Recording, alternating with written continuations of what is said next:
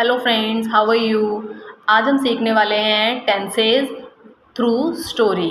तो जितने भी सिंपल टेंसेज हैं प्रेजेंट के, पास्ट के और फ्यूचर के, वो मैं इस वीडियो में आपको स्टोरी के थ्रू समझाऊंगी। तो आज हम जो स्टोरी पढ़ने वाले हैं वो है पीस एंड क्वाइट। क्वाइट का मीनिंग होता है चुप्पी और पीस का मीनिंग होता है शांति। वैसे तो ये सिमिलर मीनिंग ही रखते हैं, हम इनको इंटरचेंजेबली यूज़ कर सकते हैं। तो इस स्टोरी में क्या है हम पढ़ते हैं। Sam and his wife have 4 children. इसमें क्या बताया जा रहा है कि सैम जो एक व्यक्ति का नाम है और उसकी वाइफ, इनके कितने बच्चे हैं? 4। इनके 4 बच्चे हैं। हैव, हम जब कहते हैं कि कोई चीज़ हमारे पास है या हम किसी चीज़ को पोसेस करते हैं तो उस कंडीशन में हम हैज़ और हैव पुट करते हैं। अब यहाँ पे सैम और उसकी वाइफ दोनों की ही बात हो रही है, तो इसलिए हम यहाँ पर हैव का यूज़ करेंगे। So their house is always loud. और उनका जो घर है उसमें हमेशा, ऑलवेज मीन्स हमेशा, लाउड मतलब शोर, उनके घर में हमेशा ही शोर रहता है। The television is always on. TV हमेशा चालू होता है। The radio is always on. Radio भी हमेशा चालू होता है। The kids always fight. ये प्रेजेंट सिंपल का टेंस है, सब्जेक्ट है हमारा द किड्स, ऑलवेज मीन्स हमेशा, और फाइट, किड्स एक से ज़्यादा हैं तो फाइट में ES और S नहीं लगा, फाइट हमारी मेन वर्ब है यहाँ पे। The kids always fight. बच्चे हमेशा झगड़ते रहते हैं। Sam's wife always shouts at the kids. और जो सैम की वाइफ हैं वो हमेशा बच्चों को डांटती रहती हैं। तो शाउट की जगह पे यहाँ पे शाउट्स आया क्योंकि हमने सैम की वाइफ के बारे में बात की है, तो वाइफ एक है तो इसके लिए हम यहाँ पे वर्ब में एस पुट करेंगे तो शाउट्स हो जाएगा। It seems that Sam never has a moment of peace and quite. It seems ऐसा प्रतीत होता है। इट सीम्स ये भी प्रेजेंट सिंपल का ही रूल अप्लाई हुआ है यहाँ पर। तो इट सीम्स दैट कि Sam never has a moment of peace and quite. Never हमने यहाँ पर कब लगाना है? जब यहाँ पे हमें एक ही वर्ब दिख रही है, वो है हमारी हेल्पिंग वर्ब। अगर यहाँ पे एक और वर्ब होती यानी मेन वर्ब होती तो फिर हम पहली हेल्पिंग वर्ब के बाद नेवर पुट करते, इसलिए हमने यहाँ पे सब्जेक्ट के जस्ट आफ्टर नेवर पुट किया है क्योंकि यहाँ पे हमारी कोई मेन वर्ब नहीं है। It seems that Sam never has a moment of peace and quiet. इस सैम को कभी भी शांति और चुप्पी का एहसास नहीं होता या उसको ऐसा पल देखने को नहीं मिलता। नेक्स्ट लाइन है Sam and his family live near the ocean.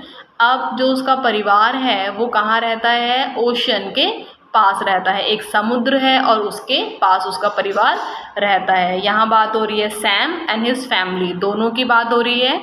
तो लिव आया है यहाँ पे। अगर सिंगुलर नाउन हो, सब्जेक्ट हमारा सिंगुलर होता तो हम लिव की जगह पर लिव्स को अप्लाई करते।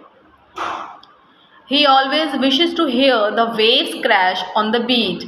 और वो हमेशा से ही क्या चाहता है? सुनना चाहता है, उसकी इच्छा है हेयर टू हेयर, सुनना चाहता है the waves crash on the बीच। जो लहरें हैं बीच पे आपस में जो टकराती हैं उनकी आवाज़ को वो सुनने की इच्छा रखता है। But he always has to do something else. लेकिन उसको हमेशा ही कुछ और करना पड़ता है। यहाँ पे हैज़ टू की सेंस जब हम बोलते हैं कि हमें किसी काम को करना पड़ता है, जैसे मुझे पढ़ाई करनी पड़ती है, I have to study, he has to go, उसको जाना पड़ता है। तो इस तरीके के वाक्यों में हम हैज़ टू और हैव टू लगाते हैं। जहाँ पर थर्ड पर्सन सिंगुलर की बात होती है वहाँ पे हमने हैज़ टू का यूज़ करना होता है, इसलिए हमने यहाँ पर हैज़ टू लगाया है। तो जो हमारा सेंटेंस है बट, लेकिन he always has to do something else, लेकिन उसको हमेशा ही कुछ और करना पड़ता है। क्यों करना पड़ता है? क्योंकि उसकी जो फैमिली है वो बहुत ही ज़्यादा लाउड है। उसकी फैमिली में बहुत ज़्यादा मतलब बहुत मेंबर्स ज़्यादा हैं, तो उसको टाइम नहीं मिलता और कुछ करने के लिए, इसीलिए वो जो चाहता है, जो उसकी इच्छा है कि वो वेव्स की जो क्रैशिंग है, जो उसकी नॉइज़ है, जो उसकी वो आवाज़ है, उसको वो सुने। One day Sam told his family, एक बार सैम ने अपने परिवार को बोला, ये पास्ट सिंपल टेंस है। I am going to walk to the beach. अब इसका क्या मीनिंग है कि क्या मैं बीच पे जा रहा हूँ? बिल्कुल भी नहीं। इसका मतलब है, ये देखने में तो प्रेजेंट कॉन्टिन्यूअस टेंस की तरह लगता है, लेकिन यह वाक्य यहाँ पर फ्यूचर सिंपल की तरह काम करेगा। I am going to walk to the beach, इसका मतलब है कि मैं बीच पर जाऊँगा। अब यहाँ लिखा है I am going to walk. अब यहाँ पे दो वर्ब आ रही है, तो जो हमारी सेकंड वर्ब है उससे पहले हमें टू का यूज़ करना होता है। इसके बाद दोबारा लिखा है टू द बीच। अब इस टू का क्या मीनिंग है? जब भी हम किसी प्लेस की बात करते हैं और जाने की बात करते हैं, यानी वो जाएगा, मे बी वो अपने घर से जाएगा, तो जाने के एक प्लेस से दूसरे प्लेस पे जाने की जब हम बात करते हैं तो हम प्रेपोजिशन टू का यूज़ करते हैं। यहाँ पे लिखा हुआ है द बीच। अब यहाँ पे द बीच क्यों लिखा है? अब असल में क्या है कि हमने ऊपर एक सेंटेंस में बीच के बारे में बात की हुई है कि जो उसका परिवार है वो लिव्स ऊपर हमने किस सेंटेंस में बात करी? हाँ, he always wishes to hear the waves crash on the beach. Okay, तो हमने यहाँ पर बीच की बात करी हुई है। तो जब हम रिपीटेडली एक सेंटेंस में एक चीज़ की बात करते हैं तो भी हमें उसके वर्ड्स से पहले दा का यूज़ करना होता है। तो यहाँ पे सेकंड टाइम बीच यूज़ हो रहा है, तो इसलिए हमने यहाँ पर दा का यूज़ किया है। और जब हम पर्टिकुलर किसी प्लेस की बात करते हैं, किसी भी थिंग की बात करते हैं, तब भी हमने दा का यूज़ करना होता है। I am going to take a beach towel and a cold drink. अब वो क्या कह रहा है कि मैं एक बीच टॉवल और एक कोल्ड ड्रिंक भी लेकर जाऊंगा। And I am going to relax, और मैं वहाँ रिलैक्स करूँगा। I will get some peace and quiet, तब मुझे थोड़ी शांति और चुप्पी मिल सकती है या उसका मुझे एहसास हो सकता है। When Sam got to the beach, अब जब सैम बीच पे गया, यानी ये पास्ट सिंपल टेंस है, he put his towel on the sand, उसने अपना जो टॉवल है उसको सैंड यानी रेत पर रख दिया। ये भी पास्ट सिंपल ही है। पुट की सेकंड फॉर्म भी पुट होती है और थर्ड फॉर्म भी पुट ही होती है। ही lay down on the towel, और वो उस पर लेट गया। ले डाउन मीन्स होता है लेट जाना। He looked at the waves and smiled peacefully, और उसने उन लहरों को देखा, at the waves, लहरों को देखा, and smiled peacefully, और बहुत ही शांति से मुस्कुराया। यहाँ पे peacefully हमारा एडवर्ब है, क्योंकि एडवर्ब से पहले हम किसको डिस्क्राइब कर रहे हैं? सब्जेक्ट की स्माइल को। तो सब्जेक्ट हमारा सैम है, हम यहाँ पे सैम की स्माइल के बारे में बात कर रहे हैं कि उसने स्माइल की, लेकिन कैसे मुस्कुराया? वो बहुत ही शांति प्रिय ढंग से मुस्कुराया। तो यहाँ पर पीसफुली यूज़ हो जाएगा। Now I will have some peace and quiet, he thought. अब उसने सोचा, ही थॉट ये भी पास्ट सिंपल है। अब उसने क्या सोचा कि अब मुझे शांति मिल जाएगी। ये फ्यूचर है। I will have some peace and quiet, ये हमारा फ्यूचर सिंपल का सेंटेंस है। Then he heard another family put their things beside him. अब क्या हुआ? उसको कुछ आवाज़ आई, ही हर्ड, उसने सुना, अनदर फैमिली, एक और परिवार आया वहाँ पर, पुट देयर थिंग्स। अब परिवार जो फैमिली होती है वो एक से मिलकर नहीं बनती, कई सदस्यों से मिलकर एक परिवार बनता है, तो इसलिए यहाँ पर पुट के बाद देयर यूज़ हुआ है, ना कि हिज और हर। तो their things beside him, beside मतलब नज़दीक। अब उसके बगल में या नज़दीक आके एक और परिवार ने अपनी कुछ चीज़ें वहाँ रख दी। They turned on their radio, और उन्होंने अपना रेडियो चालू कर दिया। They turned on their radio. अब यहाँ पे टर्न्ड ऑन होता है चालू करने के लिए, ये भी पास्ट सिंपल का सेंटेंस है। The kids started to play loudly. अब बच्चे कैसे खेलने लग गए? बहुत ही शोर मचाते हुए बच्चे जो थे वो खेलने लग गए। The kids started to play loudly. अब यहाँ पर देखो दो वर्ब यूज़ हो रही है, स्टार्टेड टू प्ले। तो जो हमारी स्टार्टेड वर्ब है वो पास्ट सिंपल सेंटेंस की है, पास्ट सिंपल की है, और उसके बाद एक और वर्ब आ रही है, तो उससे पहले हमने टू लगाना होता है, इसलिए हमने यहाँ पे लिखा the kids started to play loudly. Suddenly a ball hit him. अचानक उसको एक बॉल आके लग गई। A ball hit him. अब हिट की भी सेकंड फॉर्म सेम होती है और थर्ड फॉर्म सेम होती है, तो यहाँ पर जो हिट है ये पास्ट सिंपल टेंस के लिए यूज़ हुआ है।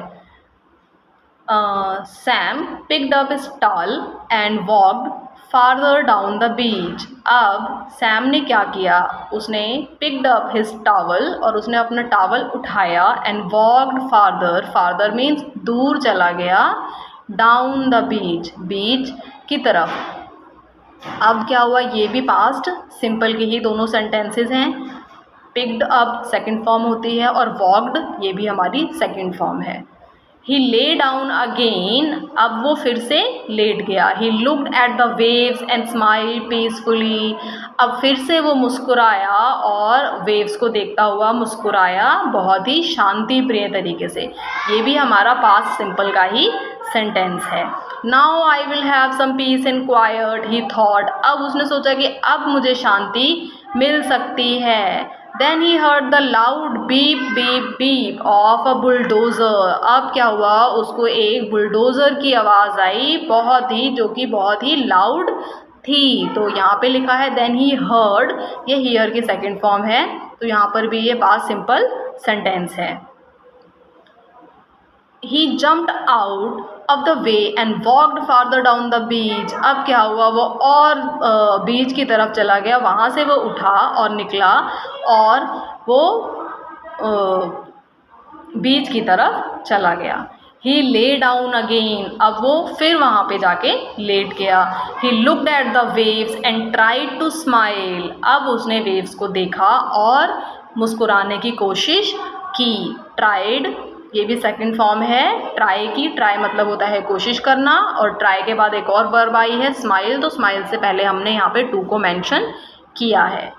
Will I have some peace and quiet, quiet now, क्या अब मुझे शांति मिल सकती है, ये हमारा फ्यूचर सिंपल का इंटेरोगेटिव सेंटेंस है।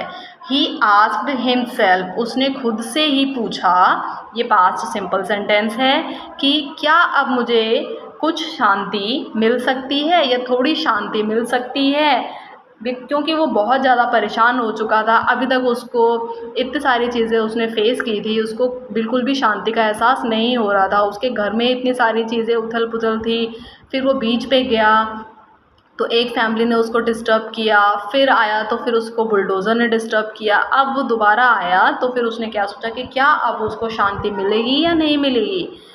तो then he heard a big group of people, अब उसने क्या देखा, उसने एक आवाज़ सुनी। He heard a big group of people, एक बहुत ही बड़ा समूह लोगों का।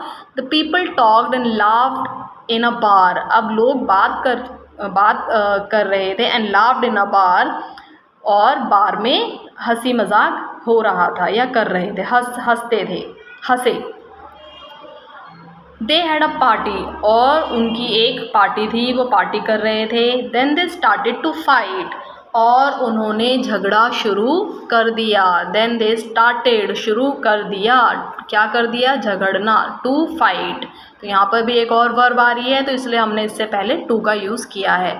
Sam even her dishes hit the floor, उसने बर्तनों को, प्लेट्स को फर्श पे टूटते हुए देखा। Sam did not feel so peaceful, और सैम को बिल्कुल भी शांति महसूस नहीं हुई। ये पास्ट सिंपल का हमारा नेगेटिव सेंटेंस है। सो ये हमारी स्टोरी थी। इस तरीके से सैम को एंड में भी शांति नहीं मिली। He did not feel so peaceful और पीस एंड क्वाइट।